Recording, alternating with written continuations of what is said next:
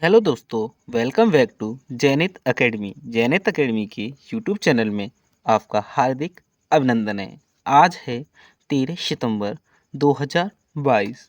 तो 13 सितंबर 2022 से जितने भी महत्वपूर्ण करंट अफेयर के क्वेश्चन बन सकते हैं इस वीडियो में चर्चा करेंगे। साथ ही स्ट्रेटेजी को भी देखेंगे। तो आप इस क्लास में लास्ट तक बने रहिए और 13 सितंबर 2022 की करंट अफेयर की क्वेश्चन को यहाँ से कंप्लीट कीजिए। तो चलते हैं, पहला ही क्वेश्चन है आपका। हाल ही में विनोबा भावे जयंती कब मनाई गई थी? कौन सी? तो हाल ही में कौन सी जयंती? तो वो आपकी विनोबा भावे जयंती कब मनाई गई थी? तो ये कब मनाई गई है? ये मनाई गई है आपकी 11 सितंबर को। कब मनाई गई है? तो ये मनाई गई आपके 11 सितंबर को। आगे चलते हैं, इससे महत्वपूर्ण स्ट्रेटेजी के भी देख लेते हैं। तो ये है आपकी 11 सितंबर 2022 को आचार्य विनोबा भावे की जयंती मनाई गई है। उन्हें भारत का राष्ट्रीय शिक्षक और महात्मा गांधी का आध्यात्मिक क्या उत्तराधिकारी माना जाता है? क्या माना जाता है इन्हें? राष्ट्रीय शिक्षक और महात्मा गांधी का आध्यात्मिक उत्तराधिकारी माना जाता है। किसे माना जाता है? तो आचार्य विनोबा भावे जी को। सन 1940 में गांधी जी द्वारा उन्हें ब्रिटिश राज के खिलाफ प्रथम व्यक्तिगत सत्याग्रही के रूप में चुना गया था। किसे चुना गया? तो ये विनोबा भावे जी को चुना गया था। कब? 1940 में। क्या चुना गया? प्रथम व्यक्तिगत सत्याग्रही के रूप में चुना गया था। आगे चलते हैं, विनोबा भावे को 1951 में भारत में भूदान आंदोलन, कौन सा? भूदान आंदोलन या भूमि का उपहार आंदोलन शुरू करने के लिए भी जाना जाता है। जिसमें क्या होता था कि भूदान आंदोलन में ये जमींदारों के पास जितनी भी जमीन होती थी वो अपनी स्वेच्छा से किसी को क्या कर देते थे? दान कर देते थे। और सबसे इसका प्रभाव पड़ा था, तो पड़ा था सबसे ज़्यादा प्रभाव पश्चिमी बंगाल में। आगे सन 1982 में उनका निधन हो गया। कब हुआ था? 1982 में। आगे चलते हैं, अगला क्वेश्चन है क्वेश्चन नंबर 2। हाल ही में एयर इंडिया क्षेत्रीय मुख्यालयों को विघटित कर कहाँ पर स्थानांतरित किया गया? किसे? एयर इंडिया क्षेत्रीय मुख्यालयों को क्या किया है? विघटित करके कहाँ पर स्थानांतरित किया गया है? तो ये किया गया आपके गुरुग्राम में। कहाँ पर किया गया है? गुरुग्राम में। आगे चलते हैं, इससे महत्वपूर्ण तथ्य भी देख लेते हैं। तो ये है आपकी एयर इंडिया एयरलाइन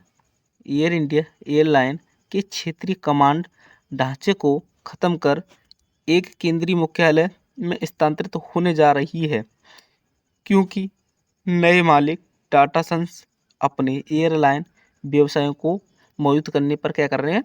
काम कर रहे हैं। आगे चलते हैं, दूसरा है फैक्ट। एयरलाइन के पास वर्तमान में 4 क्षेत्रीय क्या है? मुख्यालय हैं, जिसके प्रमुख 4 क्षेत्रीय क्या है? निदेशक हैं। अगला पॉइंट है आपका, 2007 में 2 एयरलाइनों के विलय के बाद एयर इंडिया को एयर एयरलाइंस से कमान का क्षेत्रीय ढांचा विरासत में मिला। एयर इंडिया को एयर इंडियन एयरलाइंस से कमान का क्षेत्रीय ढांचा कहाँ मिला है? विरासत से मिला है। आगे चलते हैं, अगला क्वेश्चन है क्वेश्चन नंबर 3। हाल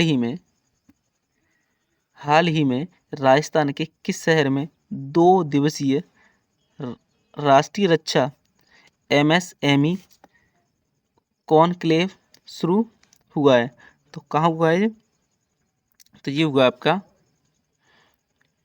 अलवर राजस्थान, सॉरी कोटा राजस्थान। कहाँ पे हुआ है? तो ये हुआ आपका कोटा राजस्थान में। क्या हुआ है? 2 दिवसीय राष्ट्रीय शिक्षा कॉनक्लेव।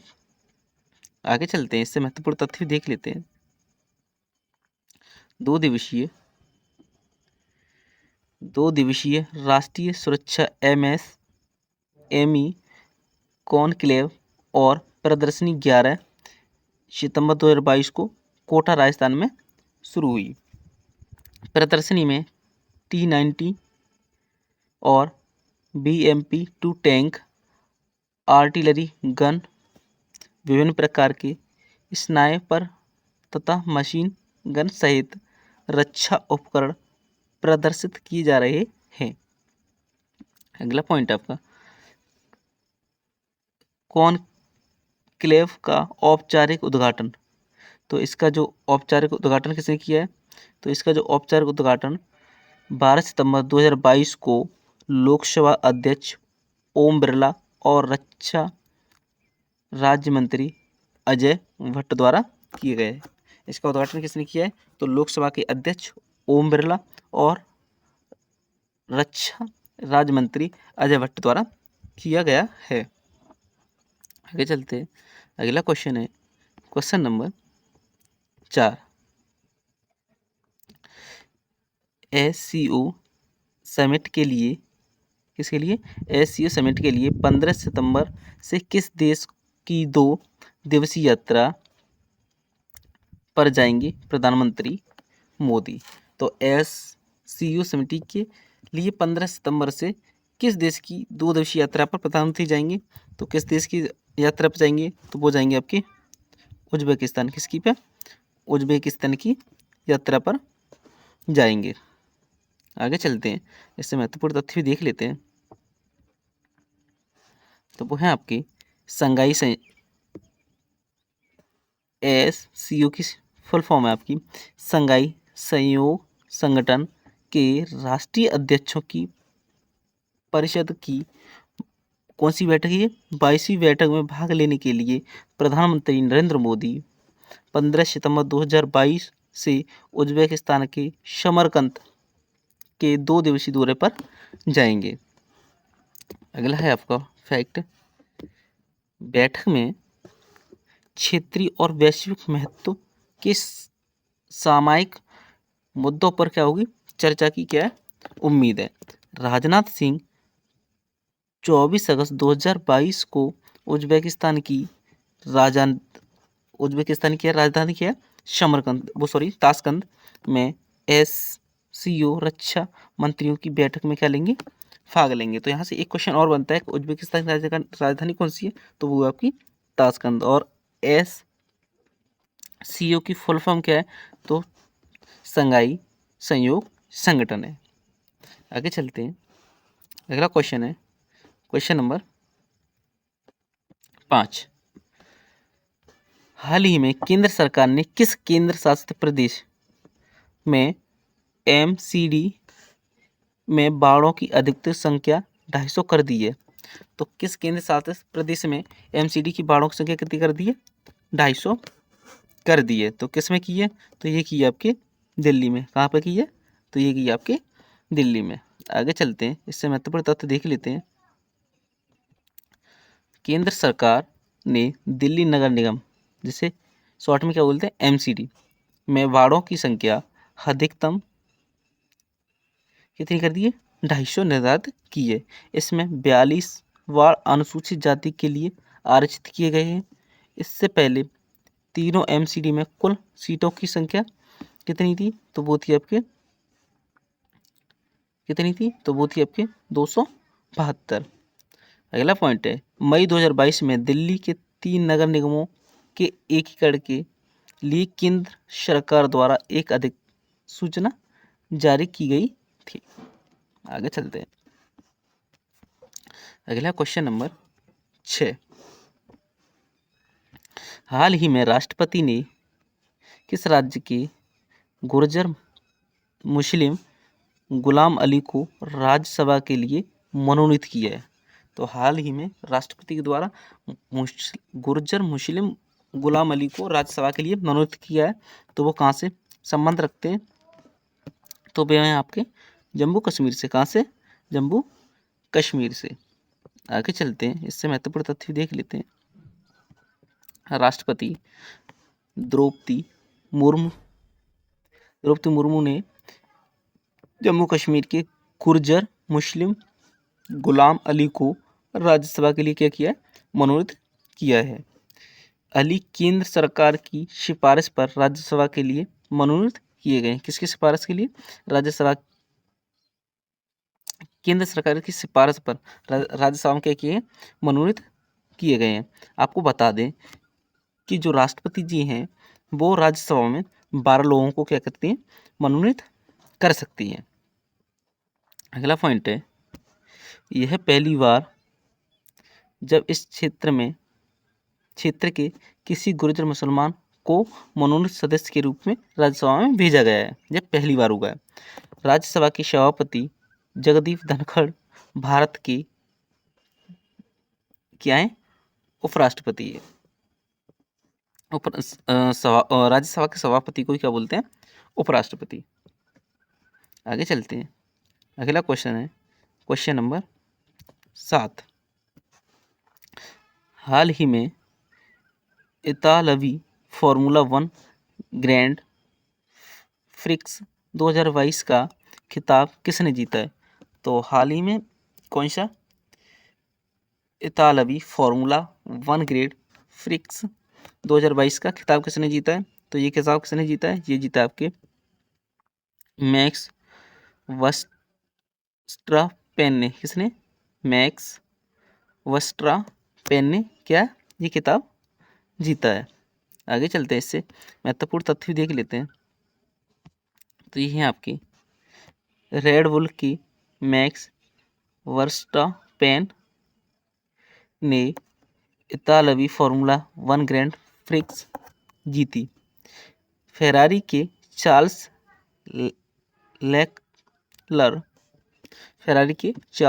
लेक्लर और मर्सिडीज के जॉर्ज रसेल क्रमशः दूसरे और तीसरे स्थान पर रहे हैं।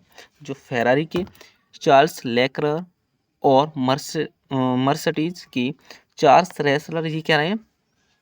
रसेल सॉरी, ये दूसरे और तीसरे स्थान पर रहे हैं। इसके बाद अगला पॉइंट है 2022 में 16 रेसों में यह बपेन की 11वीं जीत है। किसकी? बपेन की कौन सी जी? 11वीं जीत है। यह बपेन की पहली इतालवी जीपी जीत भी है। और ये बपेन की क्या है?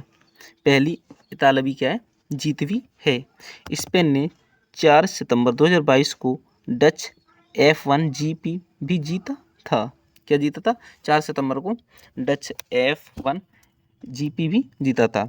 उन्होंने अब तक कुल 31 रेस जीती हैं। और उन्होंने कितनी रेस जीती हैं अब तक? तो वो जीती हैं आपकी 31। आगे चलते हैं। अगला क्वेश्चन है क्वेश्चन नंबर 8। Question number 8। हाल ही में यूएस ओपन महिला एकल 2022, कौन सा? यूएस ओपन महिला एकल 2022 का खिताब किसने जीता है? तो ये जीता आपके इगा स्वियातेक। क्या है? Iga Swiatek. किसने जीता? इगा स्वियातेक ने। आगे चलते हैं, इससे महत्वपूर्ण तथ्य भी देख लेते हैं। तो वो है आपकी विश्व की नंबर 1 टेनिस खिलाड़ी इगा स्वियातेक ने यूएस ओपन महिला एकल खिताब का जीता है। उन्होंने फाइनल में ट्यूनीशिया की ऑन्स जेबुअर को हराया है। किसे हराया? ट्यूनीशिया की ऑन्स जेबुअर को हराया है। यह इगा स्वियातेक के कैरियर की तीसरी ग्रैंड स्लैम जीत है। ये इनकी क्या है? तीसरी ग्रैंड स्लैम जीत है। पोलैंड की स्वियातेक ने 22 में यूएस ओपन को जीतने के अलावा 2020, 2022 में फ्रेंच ओपन भी जीता है। क्या किया इन्होंने? इसके बाद यूएस ओपन जीतने के अलावा भी उन्होंने 2020 और 2022 में फ्रेंच ओपन भी जीता है। यूएस ओपन टेनिस चैंपियनशिप प्रतिवर्ष क्वींस न्यूयॉर्क में आयोजित की जाती है। पहली बार आयोजित ये कब किया है? तो ये किया गया आपका 1881 में। कब किया गया था? तो ये किया गया था 1881 में। अगला क्वेश्चन है क्वेश्चन नंबर 9, हाल ही में किस राज्य ने अपना पहला नागा मिर्च महोत्सव का आयोजन से हामा किया है? से ये हामा किया है, तो ये किसने किया है? तो ये किया आपके नागालैंड ने। किसने किया है? तो ये किया आपके नागालैंड ने। अगर चलते इससे महत्वपूर्ण तथ्य देख लेते हैं। तो ये आपकी नागालैंड में कोहिमा जिले के सेईहामा गांव में पहली बार नागा मिर्च या नागा किंग मिर्च महोत्सव का क्या किया? आयोजित किया गया। महोत्सव का आयोजन उद्यानिकी विभाग द्वारा किया गया। किस विभाग द्वारा किया गया? तो उद्यानिकी विभाग द्वारा किया गया। नागालैंड में जीआई टैग प्राप्त करने वाला पहला उत्पाद क्या है? नागा मिर्च है, जिसने नागालैंड में क्या है? पहली बार जीआई टैग प्राप्त किया है। वो कौन सा है? तो वो है आपकी नागा मिर्च। उद्यानिकी विभाग ने कोहिमा जिले के, किस जिले के? कोहिमा जिले के बोत्सा ब्लॉक को नागा मिर्च की खेती के लिए फोकस क्षेत्र के रूप में क्या किया? चुना गया। आगे चलते हैं। अगला है क्वेश्चन नंबर 10। क्वेश्चन नंबर 10, हाल ही में किस राज्य ने पहली सिनेमैटिक टूरिज्म पॉलिसी की क्या की है? घोषणा की है। कौन सी पॉलिसी? तो वो आपकी सिनेमैटिक टूरिज्म पॉलिसी की क्या की है? घोषणा की। तो वो कौन सी है? तो वो आपकी कौन है? गुजरात। आगे चलते इससे महत्वपूर्ण तथ्य देख लेते हैं। तो यह है कि गुजरात सरकार ने अहमदाबाद में पहली बार सिनेमैटिक टूरिज्म पॉलिसी की क्या की है? घोषणा की है। यह नीति 2022 से 2027 तक 5 वर्षों के लिए प्रभावी होगी। कब तक होगी? 2022 से 2027 तक क्या होगी? प्रभावी होगी। नीति का उद्देश्य, इसमें क्या है? जो नीति का उद्देश्य फिल्म बुनियादी ढांचे के विकास और गुजरात में सिनेमा के लिए आकर्षक अवसरों के निर्माण के माध्यम से सिनेमाई पर्यटन को क्या है? बढ़ावा देना है। इसमें क्या है? इस पॉलिसी का उद्देश्य क्या है? सिनेमाई पर्यटन को क्या? बढ़ावा देना है। गुजरात के जो वर्तमान मुख्यमंत्री हैं वो हैं आपकी भूपेंद्र भाई पटेल, और यहाँ की जो राजधानी है वो आपकी क्या है? गांधीनगर। आगे चलते हैं। अगला क्वेश्चन है क्वेश्चन नंबर 11। हाल ही में किस राज्य सरकार ने वन शहीदों के आश्रितों वन शहीदों के आश्रितों के लिए मुआवजे की राशि को बढ़ा दिया है? तो किस सरकार ने बढ़ाया? तो ये बढ़ाया आपकी कर्नाटक सरकार ने। किसने बढ़ाया? कर्नाटक सरकार ने। आगे चलते हैं, देख लेते हैं इससे महत्वपूर्ण तथ्य। कर्नाटक सरकार ने घोषणा की है कि वन शहीदों के परिवारों को दिए जाने वाले मुआवजे 30 लाख से बढ़ाकर कितना कर दिया? 50 लाख कर दिया है। राष्ट्रीय वन शहीद दिवस के अवसर पर शहीदों को सम्मान देने के बाद मुख्यमंत्री वसुराज बोम्बोई ने यह घोषणा की है। तो यहाँ से एक क्वेश्चन और बनता है कि कर्नाटक के जो वर्तमान मुख्यमंत्री हैं तो वो कौन है? वसुराज बोम्बोई हैं। आगे देखते अगला फैक्ट है, वीएस येदियुरप्पा के कार्यकाल के दौरान मुआवजे को 20 लाख रुपए से बढ़ाकर कितना किया गया था? 30 लाख रुपए किया गया था। आगे चलते हैं। अगला है क्वेश्चन नंबर 12।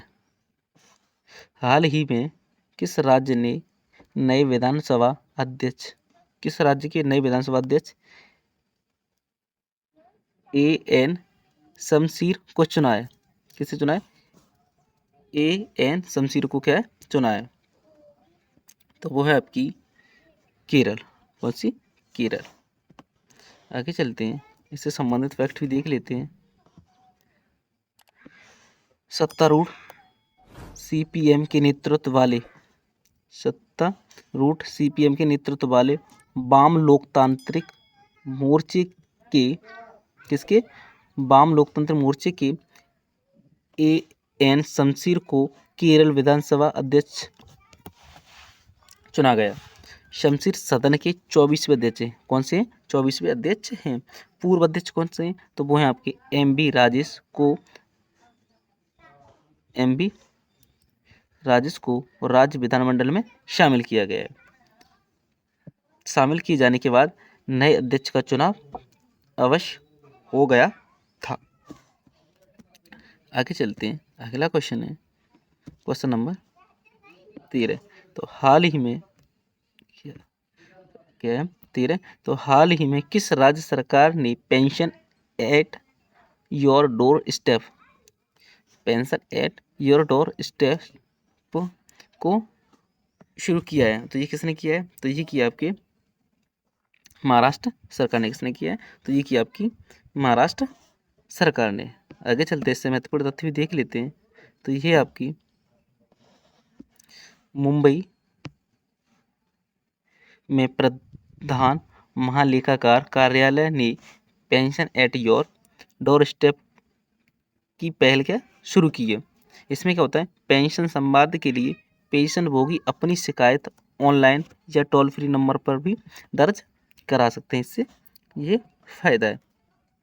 आगे चलते अगला फैक्ट है आपका, वे शुक्रवार को प्रधान महालेखाकार के कार्यालय भी जा सकते हैं और अपनी समस्याओं को हल कर सकते हैं। अगला फैक्ट है आपका, कुछ समस्याएं तुरंत या 5 से 6 कार्य दिवसों के भीतर हल कर दी जाएगी। आगे चलते हैं, अगला क्वेश्चन है क्वेश्चन नंबर 14। हाल ही में किस देश ने भारतीय पूर्व सेना प्रमुख को मेधावी सेवा पदक प्रदान किया है? तो हाल ही में किस देश ने भारतीय पूर्व सेना प्रमुख को मेधावी क्या सेवा पदक प्रदान किया है? तो वो कौन है? तो वो है आपकी सिंगापुर सरकार ने। किसने? सिंगापुर देश की सरकार ने उन्हें क्या मेधावी सेवा पदक प्रदान किया है। आगे चलते हैं, इससे महत्वपूर्ण फैक्ट है, भारत के पूर्व नौसेना प्रमुख एडमिरल सुनील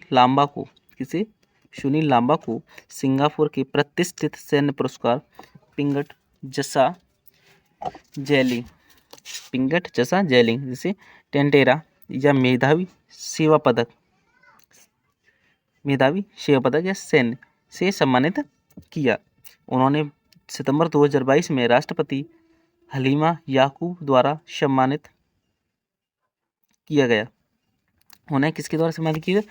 तो राष्ट्रपति हलीमा याकूब द्वारा सम्मानित किया गया। आगे अगला फैक्ट है, उन्हें दोनों राष्ट्रों के बीच मजबूत और लंबे समय से चले आ रहे द्विपक्षीय रक्षा संबंधों को बढ़ाने में उनके उत्कृष्ट योगदान के लिए उन्हें क्या किया है? सम्मानित किया गया है। अगला है क्वेश्चन नंबर 15। क्वेश्चन नंबर 15 और ये इस सीरीज का लास्ट क्वेश्चन है। तो देखो चलते हैं, हाल ही में दुबई में आयोजित होने वाले एशिया कप 2022 में श्रीलंका ने पाकिस्तान को कितने रनों से हराया है? तो ये कितने रनों से हराया है? तो ये हराया आपका 23 रनों से। कितने रनों से? तो ये हराया आपको 23 रनों से। आगे चलते हैं, इससे महत्वपूर्ण फैक्ट है आपकी, वो है क्रिकेट में श्रीलंका ने 11 सितंबर 2022 को दुबई इंटरनेशनल स्टेडियम में अपना छठा एशिया कप खिताब जीतने के लिए पाकिस्तान को कितने रनों से? तो 23 रनों से हराया है। श्रीलंका ने 20 ओवर में 6 विकेट के नुकसान पर कितने रन बनाए थे? तो 170 रन बनाए थे। अगला फैक्ट है आपका, श्रीलंका के ऑलराउंडर वानिंदु हशरंगा को player of the series Wanindu Hasaranga को player of the player of the series चुना गया और भानुका राजपक्षे को फाइनल में उनके बल्लेबाजी के प्रदर्शन के लिए क्या चुना गया, प्लेयर ऑफ द मैच चुना गया। आगे चलते हैं। जैसा कि पता है कि हर एक क्लास के बाद अगली क्लास में एक वीडियो का रिवीजन क्वेश्चन दिए रखे होते हैं, तो जो आपको 12 सितंबर को कराई गई थी उसका ये रिवीजन क्वेश्चन है, तो उन्हें जल्दी से देख लेते हैं। तो रिवीजन क्वेश्चन में पहला क्वेश्चन है, हाल ही में राष्ट्रीय समुद्री विरासत परिसर कहाँ स्थापित किया गया है, तो ये किया गया आपके गुजरात में। आगे चलते हैं। अगला क्वेश्चन है क्वेश्चन नंबर 2, हाल ही में स्वतंत्र अनुसंधान को वित्त पोषित करने के लिए आर्थिक विकास संस्थान के साथ किस बैंक ने समझौता किया है, तो ये किसने किया है, तो ये किया आपके HDFC ने। आगे चलते हैं। अगला क्वेश्चन है, हाल ही में भारतीय रेलवे द्वारा हाई स्पीड ट्रेन का नया अवतार किस नाम से पेश किया गया है, तो ये किससे किया गया है, तो ये किया गया आपके वंदे भारत 2 से। आगे चलते हैं। अगला क्वेश्चन 4, हाल ही में किसकी द्वारा वित्तीय जागरूकता पर संगोष्ठी का आयोजन किया गया है, तो ये किसके द्वारा किया गया, तो ये किया गया आपके भारतीय वायुसेना के द्वारा। आगे चलते हैं। अगला क्वेश्चन है क्वेश्चन नंबर 5, हाल ही में MEITY ने किस शहर में 500 करोड़ रुपए के इलेक्ट्रॉनिक विनिर्माण क्लस्टर को मंजूरी दी है, तो ये कहाँ है, तो ये आपके पुणे में। अगला क्वेश्चन है क्वेश्चन नंबर 6, हाल ही में नवीकरणीय ऊर्जा की आपूर्ति के लिए सशस्त्र बलों और किसके साथ समझौता हुआ है, तो ये किसके साथ समझौता हुआ है, तो ये हुआ आपका NTPC के साथ। अगला क्वेश्चन है क्वेश्चन नंबर 7, हाल ही में किस भारतीय पूर्व मुख्य न्यायाधीश का निधन हो गया जिनका कार्यकाल सबसे कम रहा था, तो ये है आपके कमल नारायण सिंह। कौन है, कमल नारायण सिंह। आगे चलते हैं। अगला क्वेश्चन है क्वेश्चन नंबर 8, हाल ही में भारतीय रेलवे ने पहली किसके प्लांट के लिए निजी कंपनियों को आमंत्रित किया, पहली बार किसे, तो ये किया है आपके रेल को। आगे चलते हैं। अगला क्वेश्चन है क्वेश्चन नंबर 9, हाल ही में MRI में प्रयुक्त भारत का पहला सुपर कंडक्टिंग मैग्नेट कौन सा, सुपर कंडक्टिंग मैग्नेट सिस्टम किसके द्वारा विकसित किया गया है, तो ये किया गया आपके IUAC, किसके द्वारा, IUAC के द्वारा। अगला क्वेश्चन है क्वेश्चन नंबर 10, हाल ही में इलेक्ट्रॉनिक विनिर्माण के लिए नीति आयोग द्वारा PLI योजना में कितने लाभार्थियों को स्वीकृत किया गया है, तो ये किया गया आपके 32 लोगों को। अगला है क्वेश्चन नंबर 11, हाल ही में भारतीय विदेश मंत्री S जयशंकर किस देश की 3 दिवसीय यात्रा पर गए हैं, तो ये गए हैं आपके UAE। अगला है आपका क्वेश्चन नंबर 12, हाल ही में किस देश के क्रिकेटर एरॉन फिंच ने वनडे क्रिकेट में संन्यास लेने की घोषणा की, तो ये कहाँ के, तो ये आपके ऑस्ट्रेलिया के।